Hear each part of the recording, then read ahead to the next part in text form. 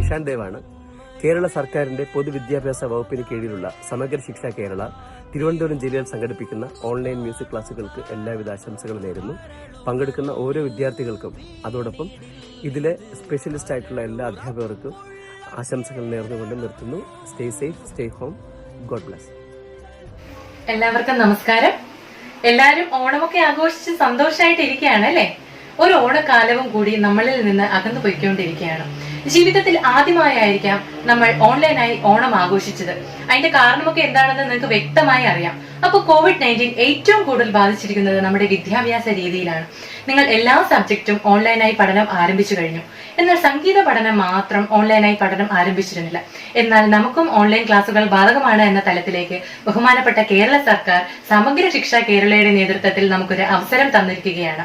ഈ ക്ലാസുകൾ കൊണ്ട് ഉദ്ദേശിക്കുന്നത് നിങ്ങളുടെ സർഗാത്മകമായ കഴിവുകളെ പരിപോഷിപ്പിക്കുന്നതിന് വേണ്ടിയും കൂടാതെ സംഗീതത്തെക്കുറിച്ചുള്ള ചില അറിവുകൾ നിങ്ങളിലേക്ക് പകർന്നു നൽകുന്നതിനുമാണ് ഞങ്ങൾ ഈ ക്ലാസുകൾ ആരംഭിച്ചിരിക്കുന്നത്.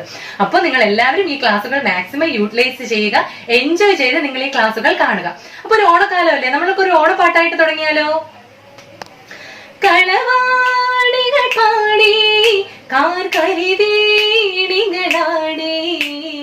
കാലമുറങ്ങി ഉണർന്നിഴുന്നേറ്റതു കാണാൻ വരവായി ഇടനെഞ്ചിലിരുന്നിൻ പാഴ്ചുടുന്നും വരമിന്നും വേദനയോടെ വിളമ്പുകയാണി പാൽപായസമേളം. ഇതൊരു കേരളോത്സവം, പഴം പാട്ടു സാധകം, കടം കൊണ്ട കിളിജാലം, കളവാണികൾ പാടി കാർകരിവീണികളാടി കാലമുറങ്ങി ഉണർന്നെഴുന്നേറ്റതു കാണാൻ വരവായി. അപ്പൊ എല്ലാവർക്കും പാട്ട് ഇഷ്ടമായോ? അപ്പൊ ഞാൻ നിങ്ങളുടെ അടുത്തൊരു ക്വസ്റ്റ്യൻ ചോദിച്ചോട്ടെ. എന്താണ് സംഗീതം? What is music? നിങ്ങൾ ഓരോരുത്തരും ഓരോ ആൻസർ പറയുന്നതായിട്ട് എനിക്ക് കേൾക്കാം. ടീച്ചർ ടിവിയിൽ കേൾക്കുന്നുണ്ട്, സിനിമയിൽ കേൾക്കുന്നുണ്ട്. അപ്പൊ ഞാൻ ഒന്ന് ചോദിച്ചോട്ടെ, ഈ ടിവിയിലും സിനിമയിലൊക്കെ കേൾക്കുന്നത് മാത്രമാണോ സംഗീതം? ആണോ? അല്ല. നമ്മുടെ നിത്യജീവിതത്തിൽ നമ്മളോടൊപ്പം സംഗീതമുണ്ട്. അത് നിങ്ങൾ തിരിച്ചറിഞ്ഞിട്ടുണ്ടാവില്ല. ഒരാളൊഴിഞ്ഞ സമയത്ത് നിങ്ങൾ കടൽ തീരത്തേക്ക് പോവുകയാണ്. നിങ്ങളുടെ ആ തിരമാലകളുടെ ശബ്ദം നിങ്ങൾ കേട്ടിട്ടുണ്ടോ? ഒരേ തരത്തിലാണ് ആ വേവ്സ്, ആ തിരമാലകൾ അടിക്കുന്നത് അല്ലെ? അത് നമ്മുടെ ചെവിക്ക് അല്ലെങ്കിൽ നമ്മുടെ കേൾവിക്ക് ഇമ്പം ഉണ്ടാക്കുന്നു. അപ്പോൾ സംഗീതത്തിന് എങ്ങനെ നമുക്ക് ഡെഫിനിഷൻ കൊടുക്കാം? കേൾവിക്ക് ഇമ്പം ഉണ്ടാക്കുന്നത് എന്തോ അത് സംഗീതം. നമ്മുടെ ചെവിക്ക് അല്ലെങ്കിൽ നമ്മുടെ കേൾവിക്ക് ഇമ്പം ഉണ്ടാക്കുന്ന എല്ലാ ശബ്ദങ്ങളും എന്താണ്? സംഗീതമാണ്. ഈ സംഗീതത്തിന് ആധാരമായ ഒരു ഘടകമുണ്ട്. അതെന്താണെന്ന് നിങ്ങൾക്ക് അറിയാമോ? സംഗീതത്തിന്റെ ആധാരം എന്ന് പറയുന്നത് ശ്രുതിയാണ്. സംഗീതം പഠിച്ച കുട്ടികൾക്ക് അല്ലെങ്കിൽ ശാസ്ത്രീയ സംഗീതം പഠിച്ച കുട്ടികൾക്ക് എന്താണ് ശ്രുതി എന്ന് നിങ്ങൾക്ക് മനസ്സിലാവും. പക്ഷെ ചിലർ സംഗീതം പഠിക്കാതെ ചിലരുണ്ടാവുമല്ലോ. അപ്പൊ അവർക്ക് ഈ എന്താണ് ശ്രുതി എന്ന് നിങ്ങൾ മനസ്സിലാക്കേണ്ടത്. ഇപ്പോൾ എന്റെ ശബ്ദം പോലെ ആയിരിക്കില്ല നിങ്ങൾ ഓരോരുത്തരുടെയും ശബ്ദം. നമ്മുടെ ശബ്ദങ്ങൾ തമ്മിൽ എന്താണ് വ്യത്യാസപ്പെട്ടിരിക്കുന്നു. ചിലർക്ക് ഉച്ചത്തിൽ പാടാൻ സാധിക്കുന്നു, ചിലർക്ക് എന്താണ് ലോ ആയിട്ടേ പാടാൻ സാധിക്കുന്നുള്ളൂ.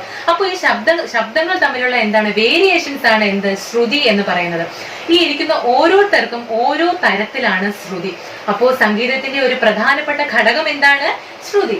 ശരി, സംഗീതത്തിന്റെ പ്രധാനപ്പെട്ട ഘടകം ശ്രുതിയാണെന്ന് നിങ്ങൾ പഠിച്ചു. സംഗീത ആലാപനത്തിൽ ശ്രദ്ധിക്കേണ്ട രണ്ട് ഘടകങ്ങളാണ്. ഒന്ന് ഉച്ചാരണ ശുദ്ധി, രണ്ട് അക്ഷരസ്ഫുടത. ഇതാണ് ഉച്ചാരണ ശുദ്ധി അല്ലെങ്കിൽ അക്ഷരസ്ഫുടത എന്ന് അടുത്ത ക്ലാസ്സിൽ നമുക്ക് വ്യക്തമായി പഠിക്കാം.